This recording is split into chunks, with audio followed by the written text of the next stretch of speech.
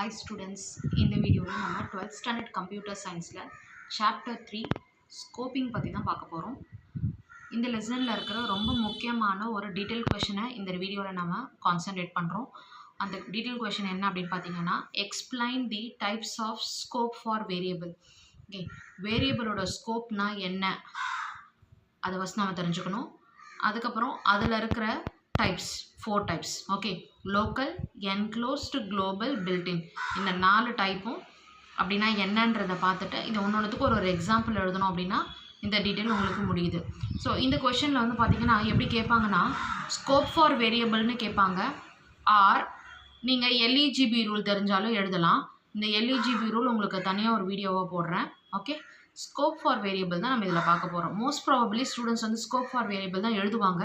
ஆனால் சம்டைம்ஸ் என்ன பண்ணிடுவாங்க அப்படின்னு பார்த்தீங்கன்னா, எல்இஜிபி ரூலை மட்டும் எக்ஸ்பிளைன் பண்ணுங்க அப்படின்னு கேட்டுட்டா உங்களுக்கு அது ஒரு பிரச்சனையாகிடும். ஓகே, ஸோ அந்த மாதிரி டைமில் வந்து பார்த்தீங்கன்னா எல்இஜிபி ரூல் உங்களுக்கு தெரிஞ்சிருக்கணும் இல்லையா? ஸோ அதனால் வந்து பார்த்தீங்கன்னா அது தனியாக ஒரு வீடியோவை நான் உங்களுக்கு வந்து பார்த்தீங்கன்னா எக்ஸ்பிளைன் பண்ணி போடுறேன். இந்த வீடியோவில் நம்ம வந்து பார்த்தீங்கன்னா இந்த டைப்ஸ் பற்றி தான் பார்க்க போகிறோம். ஓகே, ஸோ இந்த டைப்ஸுன்றதுக்கு போகிறதுக்கு முன்னாடி நம்ம என்ன பண்ணணும்னா, ஸ்கோப் ஃபார் வேரியபிள்னா என்னன்னு தெரிஞ்சுக்கணும்.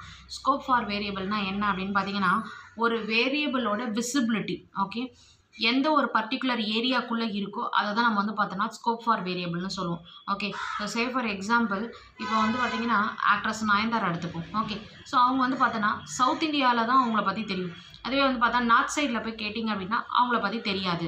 ஓகே, ஸோ இதுதான் வந்து பார்த்தோன்னா scope for variable. Scope for வேரியபிள்னால் இப்போ நயன்தாராவை நீங்கள் ஒரு வேரியபிளாக நீங்கள் கன்சிடர் பண்ணிக்கிறீங்க. ஓகே, ஸோ அவங்க சவுத் இந்தியான்ற அந்த ஒரு ஏரியாக்குள்ளே மட்டும்தான் அவங்க தெரிவாங்க. ஸோ அவங்கள பற்றின இன்ஃபர்மேஷன்ஸ்லாம் வந்து பார்த்தோன்னா நல்லா தெரியும்.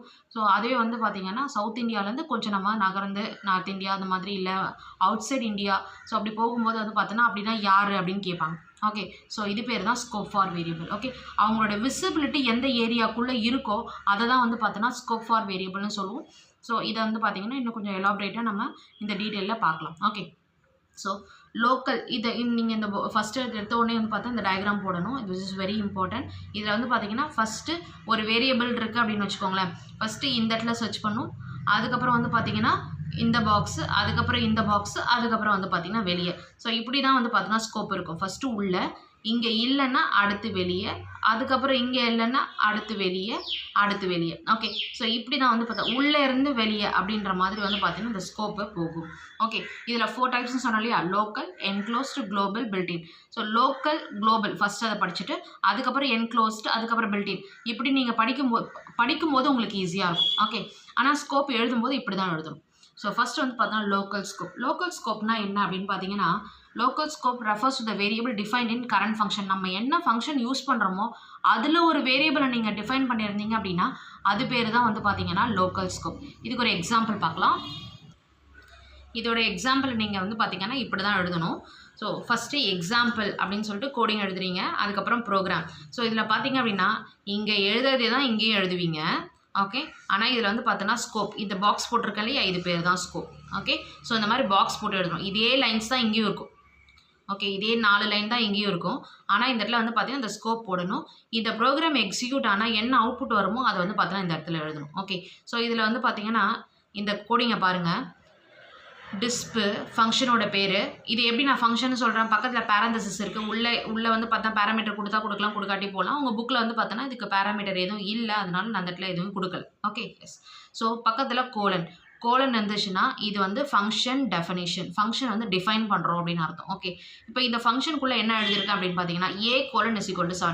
ஏன்னு ஒரு வேரியபிள் கொடுத்துருக்கேன், அதுக்கு 7ன்னு ஒரு வேல்யூ கொடுத்துருக்கேன். ஓகே, பிரிண்ட் ஏன்னு சொன்னால் 7 பிரிண்ட் ஆகும். ஆனால் இதில் பார்த்தீங்க அப்படின்னா a:7.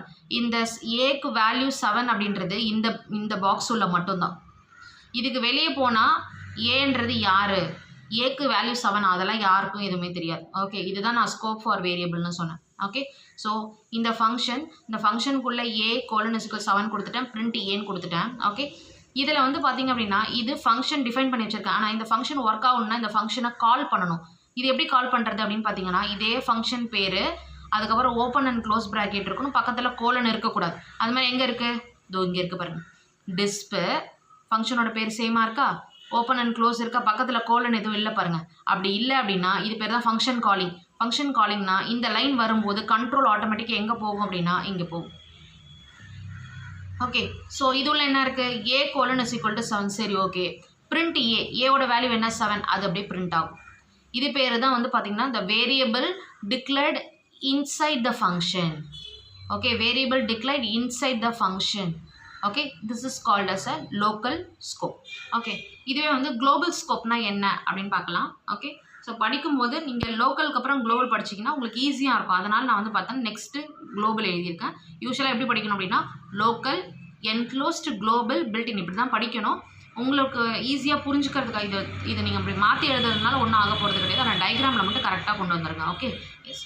குளோபல் ஸ்கோப்னா என்னன்னா the variable declared outside of all function. அங்கே என்ன சொன்னோம், லோக்கலில் இன்சைட் த ஃபங்க்ஷன் சொன்னேன். குளோபல்னா அவுட் சைட் த ஃபங்க்ஷன். இதை நீங்கள் தெரிஞ்சுக்கிட்டிங்கன்னா 1 மார்க் கூட இதில் ஈஸியாக அட்டன் பண்ணலாம். Okay, the variable which is declared outside of all function. outside the function எழுதக்கூடாது, outside of all function. எல்லா ஃபங்க்ஷனுக்கும் வெளியே டிக்ளேர் பண்ணோம் அப்படின்னா அது பேர் தான் குளோபல் ஸ்கோப். இதோட எக்ஸாம்பிள் பாருங்கள், சேம் ப்ரொசீஜர். ஓகே, ஸோ இதில் வந்து பார்த்தீங்கன்னா 6 லைன்ஸ் கோடிங் எழுதியிருக்கேன். ஓகே, இதுதான் வந்து பார்த்தீங்கன்னா இங்கே ப்ரோக்ராம்லேயும் இருக்கும். ஓகே, ஆனால் என்ன பண்ணால் ஸ்கோப் வந்து பார்த்தோன்னா இந்த இடத்துல போட்டிருக்கேன். ஓகே, ஸோ இதில் வந்து பார்த்தீங்க அப்படின்னா இங்கே வந்து வெளியிலேருந்து தான் உள்ளே போகணும். Okay, yes. So A colon is equal to 10. சரியா? ஓகே, ஏக்கு வந்து 10ன்னு அசைன் பண்ணியிருக்கேன். இந்த 10ன்றது இந்த பாக்ஸில் மட்டும்தான், இந்த அவுட் சைட் பாக்ஸில் மட்டும்தான் ஏ கோலன் இஸ் ஈக்குவல் டு 10, உள்ளே கிடையாது. Okay, A colon is equal to 10. அடுத்து என்ன பண்ணுறோம், இந்த ஃபங்க்ஷன் காலிங் இங்கே பாருங்கள், இந்த ஃபங்க்ஷன் பாருங்கள், டிஸ்பு ஓப்பன் அண்ட் க்ளோஸு, பக்கத்தில் கோலன் இல்லை. அப்போ இந்த ஃபங்க்ஷன் வந்து பார்த்தோன்னா காலிங் ஃபங்க்ஷன். ஓகேவா? இந்த லைன் வந்த உடனே எங்கே போகும், கண்ட்ரோலு இங்கே போகும். சரி, கிளியர்? இப்போ இங்கே என்ன சொல்லியிருக்கோம், ஏ கோலன் இஸ் ஈக்குவல் டு 7. சரி, பிரிண்ட் ஏ அப்படின்னு சொல்லும்போது இங்கே பாருங்கள், இங்கேயும் ஏ தான் இருக்குது 10.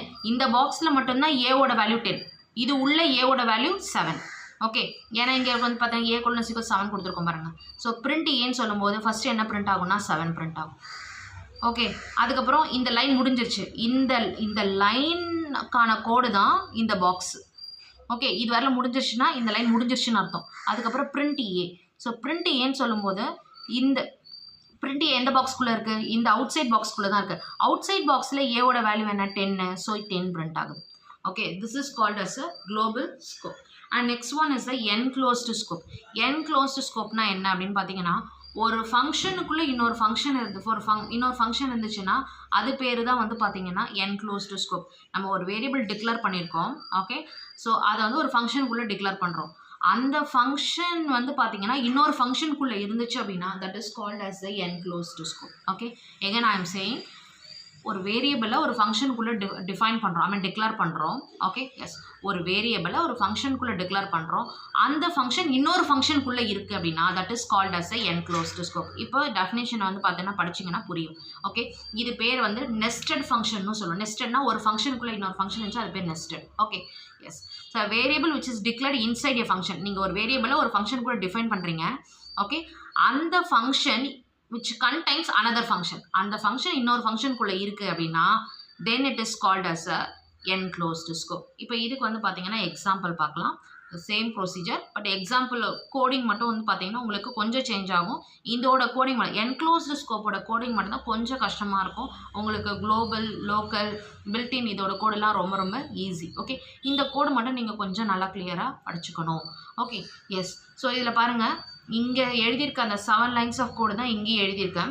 ஓகே, ஸோ இதில் வந்து பார்த்தீங்கன்னா கோடிங் எங்கேருந்து ஆரம்பிக்கணும்னா லாஸ்ட், ஐ மீன் இங்கே பாருங்கள், இங்கே ஒரு பாக்ஸ் இருக்குது, இங்கே ஒரு பாக்ஸ் இருக்குது, இங்கே ஒரு பாக்ஸ் இருக்குது, 3 பாக்ஸ் இருக்குங்களா? ஓகே, லாஸ்ட் பாக்ஸ்லேருந்து அப்படி உள்ளே போகணும்.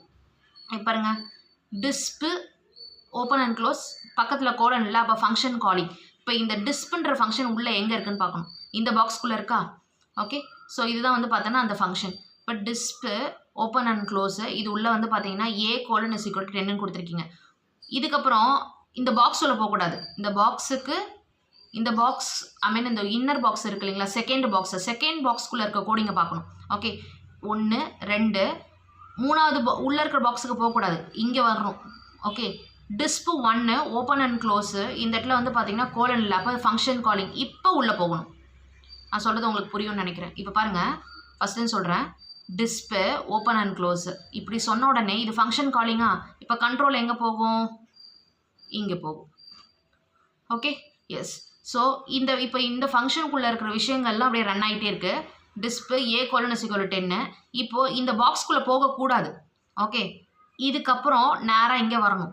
இங்கே பாருங்கள், டிஸ்ப் 1 ஓப்பன் அண்ட் க்ளோஸ், உள்ளே வந்து கோலன் இல்லை. அப்போ இந்த இடத்துல ஃபங்க்ஷன் காலிங் அப்படி இப்போ தான் வந்து உள்ளே போகும். ஓகே, ஸோ இது உள்ள என்ன சொல்லியிருக்கோம், பிரிண்ட் ஏ. பிரிண்ட் ஏன்னு சொன்னால் இங்கே ஏன்றதுக்கான வேல்யூஸ் எதுவுமே கொடுக்கல. இல்லைனா இந்த இடத்துல இல்லைனா இதுக்கு நெக்ஸ்ட் பாக்ஸ் எது இது. ஓகே, ஸோ இதுக்கு நெக்ஸ்ட் பாக்ஸ் இது.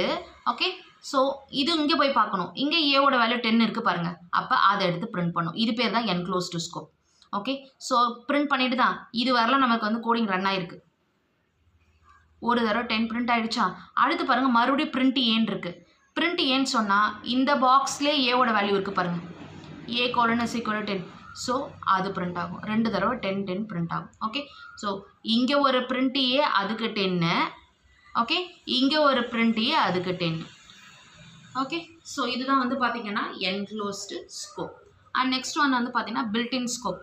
என்க்ளோஸ்டு ஸ்கோப் மட்டும் கொஞ்சம் கஷ்டப்பட்டு புரிஞ்சுக்கணும், மற்றதெல்லாம் ரொம்ப ரொம்ப ஈஸி தான். ஓகே, ஸோ பில்டின் ஸ்கோப் அப்படின்றது என்ன அப்படின்னு பார்த்தீங்கன்னா, நம்ம லைப்ரரி ஃபங்க்ஷன்ஸ்லாம் யூஸ் பண்ணியிருப்போம். நீங்கள் 11th ஸ்டாண்டர்டில் C++ல் எடுத்த உடனே எப்போயுமே கோடிங் எடுத்த உடனே என்ன எழுதுவீங்க, hash include iostream.h, hash include conio.h, hash include studio.h, இந்த மாதிரி நீங்கள் எழுதுவீங்க. ஓகே, ஸோ அதெல்லாம் நம்ம என்னென்னு சொல்லுவோம், லைப்ரரி ஃபங்க்ஷன்னு சொல்லுவோம். அந்த லைப்ரரி ஃபங்க்ஷன் எங்கே எழுதுறீங்க, ஃபஸ்ட்டு லைன் ஆஃப் கோடில் தான் எழுதுறீங்க. ஓகே, ஸோ அது பேர் தான் built-in scope. Okay, any variable which is defined in the library function, ஏதாவது ஒரு வேரியபிளை லைப்ரரி ஃபங்க்ஷனில் டிஃபைன் பண்ணுறீங்க அப்படின்னா அது பேர் பில்டின் ஸ்கோப். ஓகே, இதை நம்ம என்னன்னு சொல்லுவோம்னா ப்ரீலோடட் ப்ரோக்ராம்னு சொல்லுவோம். ப்ரீலோடட் ப்ரோக்ராம் அப்படின்னா என்ன அப்படின்னு பார்த்தீங்கன்னா, நீங்கள் அந்த கோடிங் எழுதலை, லைப்ரரி ஃபங்க்ஷன்ஸ்லாம் நீங்கள் எழுதலை, அதெல்லாம் ஆல்ரெடி எழுதி வச்சுருக்காங்க. Okay, it is a preloaded into the program. இந்த எக்ஸாம்பிளுக்கு நீங்கள் கோடிங் படிக்க வேணும்னு அவசியமே கிடையாது. ஃபஸ்ட்டு லோக்கல் ஸ்கோப்புக்கு என்ன கோடிங் எழுதுறீங்களோ, லோக்கல் ஸ்கோப்புக்கு இந்த கோடிங் தானே எழுதிப்பீங்க, இதே கோடிங்கை தான் இங்கேயே எழுதுறீங்க. ஓகே, அதே கோடிங் இங்கே எழுதுறீங்க, அதே ஸ்கோப் இங்கே எழுதுறீங்க. ஒரே ஒரு லைன் மட்டும்தான் இந்த இடத்துல ஆட் பண்ணணும். என்ன அப்படின்னு பார்த்தீங்கன்னா, எல்லா லைனுக்கும் மேலே okay built-in slash module scope, அதாவது பில்டின் ஸ்கோப்புக்கு இன்னொரு பேர் module. Okay, built-in slash module scope, இந்த ஒரு லைனை மட்டும் நீங்கள் ஆட் பண்ணணும். ஆட் பண்ணாமல் விட்டிங்கன்னா இது லோக்கல் ஸ்கோப் ஆகிடும். இந்த எக்ஸாம்பிள் வந்து லோக்கல் ஸ்கோப் ஆகிடும். ஓகே, இதை ஆட் பண்ணிங்கன்னா இது வந்து பார்த்தா பில்டின் ஸ்கோப்க்கு எக்ஸாம்பிள் ஆகும். ஸோ இந்த பில்டின் ஆர் மாடியூல் ஸ்கோப்புன்னு சொல்கிறது தான் லைப்ரரி ஃபைல்ஸ்ன்னு நம்ம சொல்கிறது. ஓகே, லைப்ரரி ஃபங்க்ஷன் நம்ம சொல்கிறது. ஓகே, ஸோ இவ்வளோ தான் உங்களுக்கு local, global, enclosed and built-in scope. ரொம்ப வளன்னு இந்த கொஸ்டினை எழுத வேண்டாம். ஏன்னா எக்ஸாம்பிள்லேயே வந்து பார்த்தோன்னா இந்த ஆன்சர்ஸ் அப்படியே வந்து பார்த்தீங்கன்னா அதிகமாக கவர் ஆகிடும். அதனால் அப்படின்னா என்ன, லோக்கல் ஸ்கோப்னா என்ன சொன்னேன், defined inside a function or defined in current function. Current function சொன்னாலும் சரி, இன்சைட் ஃபங்க்ஷன் சொன்னாலும் அது local.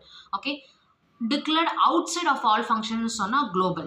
okay, variable declared inside a function which contain another function. okay, இல்லனா a variable declared in nested function, okay, which is called as a enclosed scope.